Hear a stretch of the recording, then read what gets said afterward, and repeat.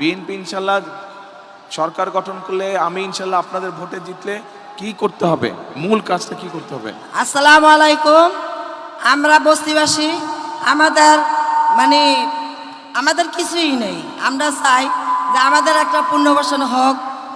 আর আমরা বলছিলেন যে আমাদের ফ্যামিলি কার্ড দিবেন, তাই আমরা এই জন্য আপনার কাছে আসছি।